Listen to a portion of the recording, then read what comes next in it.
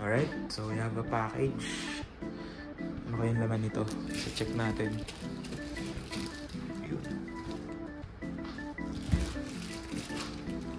Unbox natin.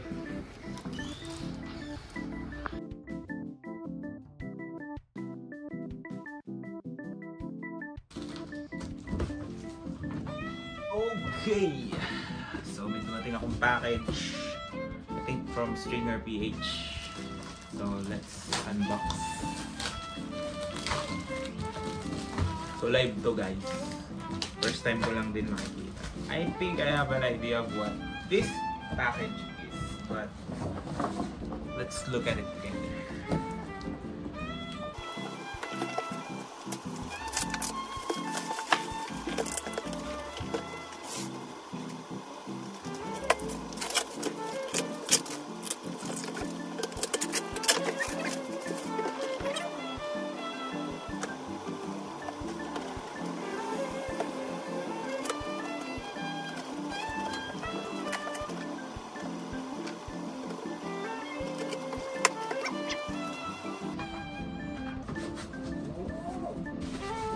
Alright. So we have here new case. Ayan. Ano? Late birthday gift to myself. Late birthday gift. Buksan natin.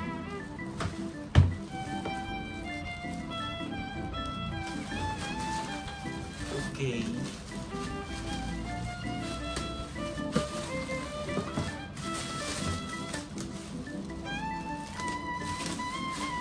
So quick review lang siguro. So this is the JML case.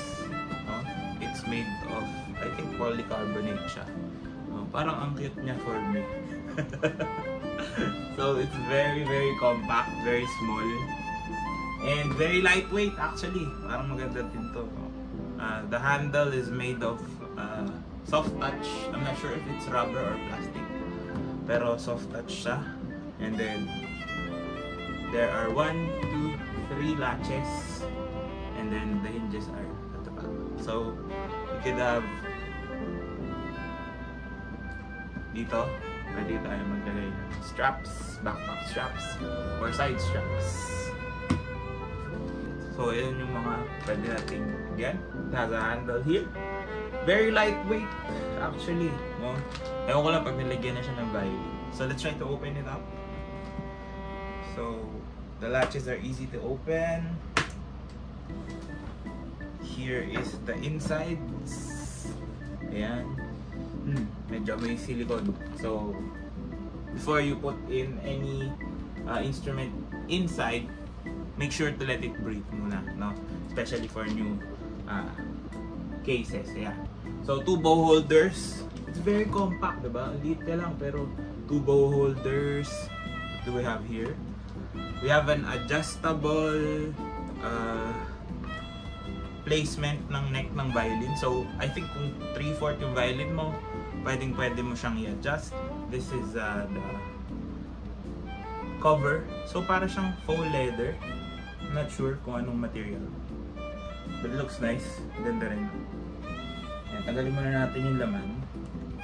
It has this case also, maybe for pencils, shoulder pads. Ayan, may carabiner siya, so you could have put in your case pencils and all of your stuff. Yeah. So you can have it in or out, outside the case. And then straps that are included. Yeah. So not sure how long these will last, but hopefully they last long. So with the padding, so yun yung mga kasama inside. And this one has a velcro where you can put your Rosie. Okay. So very compact, very small. Cute lang. Hindi ko lang bagay ba sa akin to. Then we have this. I'm not sure if it's removable. Yeah, it's It's removable, so may velcro, but I rather not remove it just because. So ayan yung loob, inner workings of the case. You have what do you call this? Shoulder pad. Lalagyan ng shoulder pad, so you can have that. I'm not sure kung kasha string tube dito, but yeah, the inside is like leather na soft touch, no? It's not your usual suede, no? Or yung parang velvet interior. So it's not that type of material.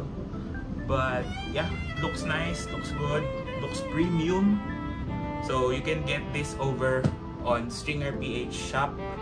It's, I think, 9,800 na yung price na ngayon. But I got this for a deal. And thank you Stringer PH again for sending this over. So I'll be using this, no? Tignan natin pag may case. Ay, pag may strap. Tignan natin pag may strap. Okay, so ito. So lit na. So I'll be putting my main vibrant here. Maybe a bow. Siguro dalawang bow. And then crossing. So it's very small, very compact. So kung alam nyo yung nangyari dun sa isa kong case, no? That's why I had to change. So ayan na siya. So I'll put the other things in. And maybe later, bigyan ko kayo ng update kung ano na may i-itsura na. So this will be my everyday carries. So new case and same old body. So yun. So if you wanna get this again, head over to Stringer PH Shopee, no?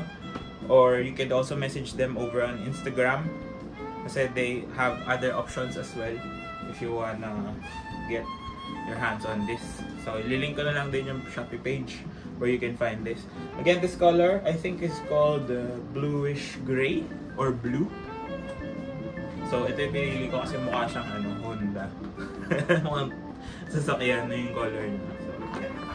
So if you like one, hope you can get one. It's very compact, very easy to bring, and very light. Yun yung mahalaga dito. Hopefully it lasts long, so titignan din natin yan.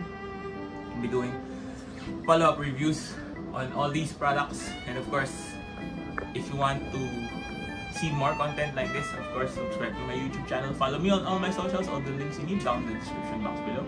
This is Ryan Manakil, and I'll see you on the next video.